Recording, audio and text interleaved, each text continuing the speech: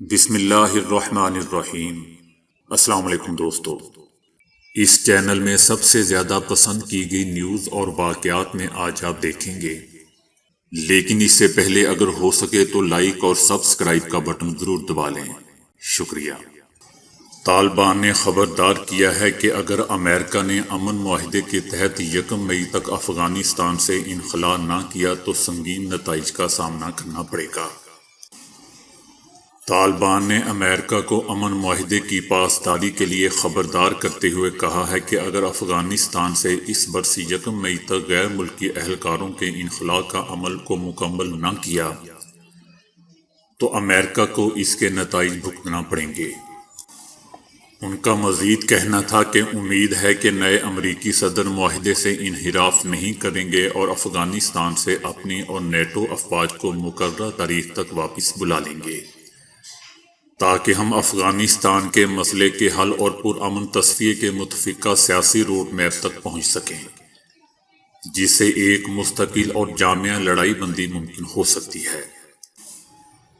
انہوں نے امریکی صدر جو بائیڈن کے اہلکاروں کے انخلا کی آخری تاریخ میں توسیع کے امکان کے جواب میں کہا کہ 1 مئی کے بعد بھی امریکی اہلکاروں کا انخلا نہ ہوا تو یہ معاہدے کی خلاف ورزی تصور ہوگا اور پھر ہم بھی معاہدے سے آزاد ہوں گے۔ مسلم لیگ نون کی قیادت نے سربراہ پی ڈی ایم مولانا فضل الرحمان کو تجویز دی ہے کہ عید الفطر کے بعد لانگ مارچ کیا جائے۔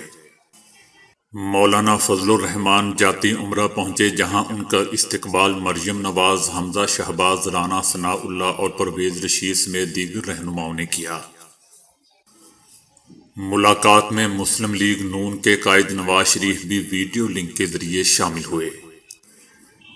جاتی عمرہ بیٹھک میں سیاسی صورتحال اور لانگ مارچ کے حوالے سے بات اور پیپلز پارٹی کے استعفے نہ دینے پر تفصیلی مشاورت کی گئی۔ اس موقع پر شرکاء کا کہنا تھا کہ پی ڈی ایم کی جانب سے لانگ مارچ ملتوی کر کے اپوزیشن کو سیاسی نقصان پہنچا۔ لانگ مارچ ملتوی کرنے سے کارکنوں میں اضطراب پایا گیا۔ اب حکومت کے خلاف جو بھی تحریک یا فیصلہ کیا جائے اس سے کوئی پیچھے نہ ہٹے۔ پیپلز پارٹی اتحاد کا اہم حصہ ہے، اسے کسی صورت نظر انداز نہیں کریں گے۔ ملاقات میں وزیر اعظم عمران خان کے خلاف تحریک عدم اعتماد کے حوالے سے بھی غور کیا گیا اور اتفاق کیا گیا کہ عوامی رائے عامہ حکومت کے خلاف ہے، اس سے بھرپور فائدہ اٹھایا جائے، جبکہ مسلم لیگ نون کی قیادت نے پی ڈی ایم کو تجویز دی کہ عید الفطر کے بعد لانگ مارچ کیا جائے۔ مولانا فضل الرحمان کا کہنا تھا کہ پی ڈی ایم کے اتحاد کو کسی صورت سبوتاژ نہیں ہونے دوں گا۔ حکومت پی ڈی ایم کو توڑنے کے لیے جو بھی سازش کرے اس کا ڈٹ کر مقابلہ کریں گے۔ تقسیم سے پہلے پاکستان کے سیالکوٹ میں پیدا ہونے والے مہاشے دھرم پال گھلاٹی کو آپ شاید نہ جانتے ہوں۔ ان کا جمعرات کے روز 98 سال کی عمر میں دل کا دورہ پڑنے سے انتقال ہو گیا۔ وہ کئی ہفتوں سے ہاسپٹل میں زیر علاج تھے۔ وہ مسالوں کے بادشاہ کہے جا سکتے ہیں اور آپ نے انہیں MDH مسالوں کے اشتہارات میں ضرور دیکھا ہوگا، جس میں ایک دادا کی عمر کے شخص پگڑی اور بڑی بڑی مونچھوں کے ساتھ نظر آتے ہیں۔ دراصل وہی مہاشے دھرم پال گھلاٹی ہیں۔ 1933 میں مہاشے دھرم پال نے 5ویں جماعت کی تعلیم ادھوری چھوڑتے ہوئے اسکول کو خیر باد کہہ دیا تھا۔ وہ 27 ستمبر 1947 کو دہلی پہنچے اور اس وقت ان کے پاس صرف 1500 روپے تھے۔ انہوں نے ان روپے میں سے 650 روپے کا تانگا خریدا اور نئی دہلی ریلوے اسٹیشن سے قطب مینار اور کرول باغ سے باڑہ ہندو راؤ تک چلایا، جس کے لیے انہیں ایک سواری کے 2 آنے ملتے تھے۔ اس کے بعد انہوں نے نئی دہلی میں اجمل خان روڈ کرول باغ میں ایک چھوٹا سا لکڑی کا کھوکھا خریدا، جس کی پیمائش 14x9 فٹ تھی۔ یہاں انہوں نے اپنے خاندانی کاروبار کی ایک نئی بنیاد رکھی۔ دیگی مرچ والے کا ایک بینر لگا دیا۔ یہ دکان پاک و ہند کی تقسیم کے بعد دہلی میں خاصی مقبول ہوئی۔ آج دنیا بھر کے 100 سے زیادہ ممالک میں ان کے مسالے پہنچتے ہیں اور ان کا کاروبار 1500 کروڑ سے زیادہ کا بتایا جاتا ہے۔ دھرم پال گھلاٹی کو گزشتہ سال ہی انڈیا کا دوسرا سب سے بڑا شہری اعزاز پدم بھوشن سے نوازا گیا تھا۔ وہ سماجی کاموں میں بھی سرگرم رہا کرتے تھے۔ انہوں نے اپنی والدہ کے نام پر دہلی میں ایک ہاسپٹل قائم کیا۔ ملک کے طول و عرض میں ان کے 20 سکول چل رہے ہیں۔ دھرم پال گلاٹی 27 مارچ 1923 کو سیالکوٹ میں پیدا ہوئے تھے۔ دنیا میں ہر جگہ پراپرٹی کی قیمتیں آسمان کو چھو رہی ہیں، لیکن اٹلی میں ایک ایسا قصبہ ہے جہاں آپ صرف 1 یورو تقریباً 200 روپے میں گھر کے مالک بن سکتے ہیں۔ یہ قدیم قصبہ کبھی آباد ہوا کرتا تھا، لیکن اب اس کے بیشتر گھر خالی ہو چکے ہیں۔ اس میں کئی گھر ایسے ہیں جو 17ویں صدی عیسوی میں تعمیر ہوئے اور اب بھوت بنگلے بن چکے ہیں۔ اس قصبے کی بدقسمتی 1968 سے شروع ہوئی، جب ایک خوفناک زلزلہ آیا اور قصبے کے 4000 سے زائد رہائشی ڈر کر قصبہ ہی چھوڑ کر چلے گئے۔ اس کے بعد سے لوگوں کی بڑے شہروں کو نقل مکانی شروع ہوئی اور آج قصبہ سائیں سائیں کر رہا ہے۔ قصبے کی تمام عمارتیں سٹی کونسل کی ملکیت ہیں، جنہیں اب فروخت کرنا چاہتے ہیں تاکہ اس قصبے کو ایک بار پھر پہلے کی طرح آباد کیا جا سکے۔ گزشتہ دنوں لندن کے اخبارات میں شدید بیمار کمسن طالبہ عالیہ احمد علی کی جان بچانے والے استاد کی بے لوث قربانی کی روداد شائع ہوئی، جو نہ تو عالیہ کے ہم زبان ہیں اور نہ ہی ہم مذہب اور نہ ہی عالیہ کو پہلے سے جانتے تھے، لیکن انسانیت کے مضبوط رشتے پر یقین رکھنے والے استاد مسٹر رے کو نے اپنا ایک گردہ عطیہ کر کے 13 سالہ عالیہ احمد کی جان بچا لی۔ عالیہ احمد کے گردوں نے کام کرنا چھوڑ دیا تھا۔ عالیہ کی والدہ نے جب عالیہ کے استاد مسٹر رے کو عالیہ کی چھٹی کی درخواست کی تو انہوں نے بنا کسی تردد کے پہلا جملہ یہ کہا کہ کیا وہ عالیہ کی بیماری کے حوالے سے کسی قسم کی مدد کر سکتے ہیں۔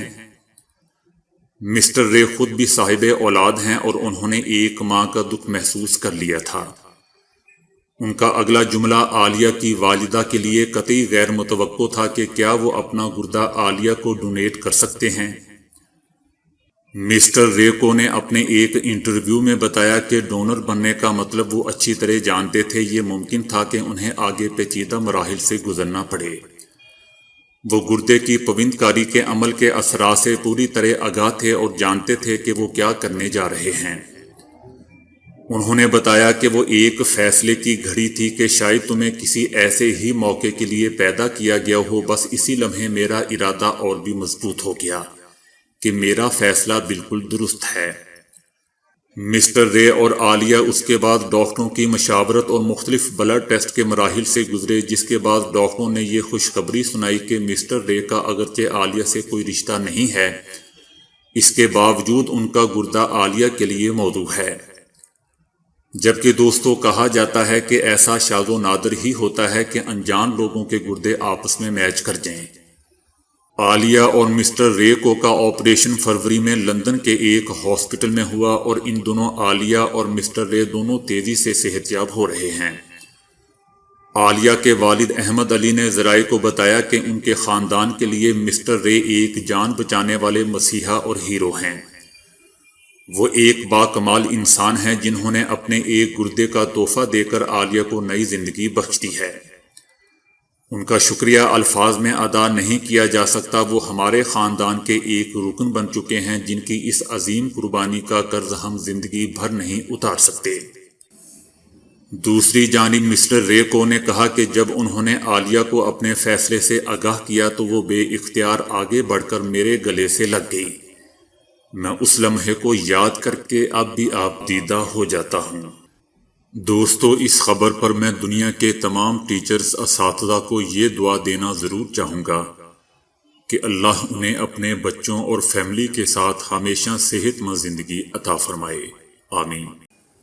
جہاں ایک طرف دنیا بھر میں کورونا کی وبا سے کروڑوں بچوں کا تعلیمی سلسلہ رکا ہوا ہے، وہاں افریقی ملک ایتھوپیا میں دوہری مصیبت آئی ہوئی ہے۔ ایک طرف سے پہلے جبری مشقت کی وجہ سے مقامی بچے تعلیم سے محروم رہے ہیں، دوسری طرف وبا نے رہی صحیح کسر بھی پوری کر دی ہے۔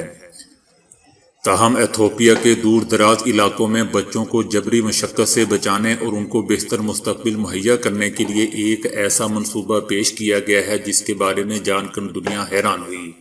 یہ انوکھا منصوبہ تھا موبائل اونٹ لائبریریوں کا۔ ایتھوپیا میں کورونا کی وجہ سے مارچ میں اسکول بند ہو گئے تھے اور اس کے نتیجے میں تقریباً 26 ملین بچے گھروں میں بیٹھ گئے تھے۔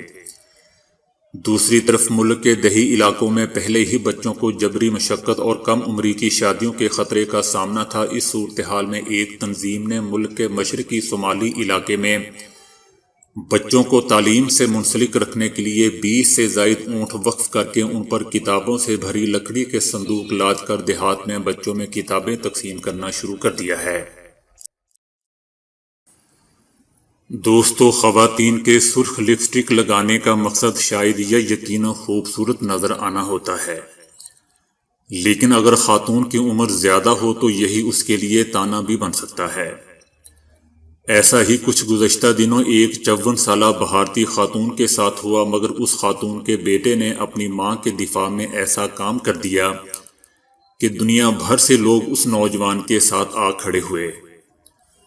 ٹائمز آف انڈیا کے مطابق 54 سالہ والدہ نے سرخ لپسٹک لگا کر ایک تقریب میں چلی گئی جہاں دیگر رشتہ دار خواتین نے اس کا مذاق اڑایا اور اسے شرمندہ کیا۔